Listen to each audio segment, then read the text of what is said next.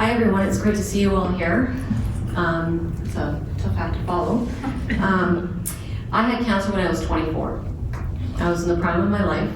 I was in university, I was working full time, I was trying to open a restaurant with my mom, and I got the diagnosis that I had non-Hodgkin's lymphoma. So I went through treatments, I went through radiation, managed to get through the cancer, and I was told I was fine. I got a clear bill of health that I was a survivor at the year mark of 10. I was followed up for that long because of the type of cell that I had. I was given a 40% chance of surviving, but I'm here. Fast forward to a diagnosis of heart disease when I was 45 and a half. I woke up one morning and I just wasn't feeling quite right. I had a bout of the flu, I figured. And that sent me on my heart failure, onto my heart disease and then heart failure journey. And I don't have a lot of time, so I won't go into all the details, but I'm happy to speak about it later. The diagnosis was officially a chemo-induced cardiomyopathy. I have no idea how long it took me to learn how to say that word. And then learning about it and really recognizing how many different forms of cardiomyopathy, my hats off to all of you to understand all the variations that exist. My heart failure diagnosis came at 47, so my slide into heart failure came very quickly, and a mugger revealed that I had an EF of 20% by this point. So I immediately was put on into the queue to be able to get a CRTD, which I got implanted in 2017. I went on long-term disability in 2018 due to the repercussions of the heart failure. I could no longer continue to work as a fashion buyer for a national retail chain. So I had to give up my love job. Currently, I'm on 9 pills a day, including Epiluron, Ibuprofen, and Entresto. So thank you to everyone for making those drugs happen. They have helped. My EF currently sits about 30%. And I'm hoping that it's going to remain a lot more stable than I did when I entered into heart disease. So living with heart failure, what does that all mean? So in my daily life, I can't shower with the door closed. I have to make sure that I don't have the water too hot, otherwise I can't breathe. I have to monitor and record my blood pressure, my weight. I do my heart rate as well at that point, I might as well. And I have to record my symptoms as they're occurring. This seems like a small thing, but it's a constant reminder of living with heart failure. Planning activities becomes a challenge. I have to be aware of what other activities are around in the days before and the days after, or even that day. Sometimes I have to cancel the plans, and that's disappointing not only to myself, but to my friends and family as well.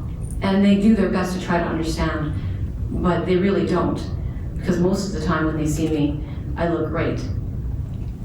I go into work sometimes to be able to visit some of my old coworkers, and they always say to me, "You look so great." And in my head, I'm thinking, what am I supposed to look like? Heart failure is many faces, and you can see that from across the table here. And many are younger than expected. Another thing is we work with is stigma, having heart failure. I have a handicap pass because my breathing capacity is about 50%. So there are days when I really just can't walk. And living in Winnipeg, let me tell you, in the winter, I need that parking spot as close to the door as possible, or I will not be able to breathe.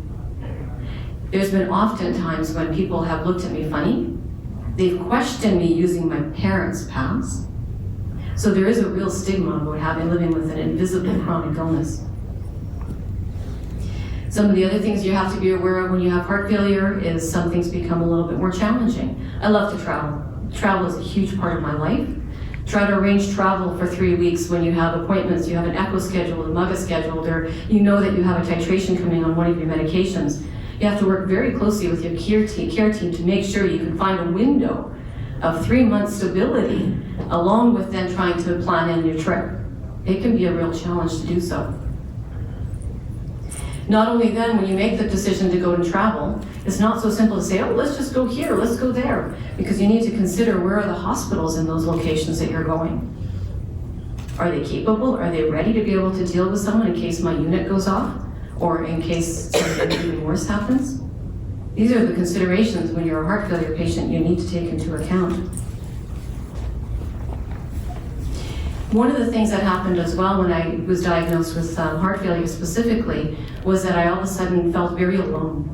And so I went seeking out many different support areas, and one of the things that came across, I'm very blessed, was Hart Life, and that's been a godsend. Heart and Stroke has also been a big support for me in terms of the online community, and I started my own Facebook group as well for women with medical heart issues as well. Because while my friends and family wanted to support me, they often didn't know or said the right things. So what does a day look like? I want to take you through, and you probably are all very familiar with the spoons theory, but I just want you to take a look at what that means for me today.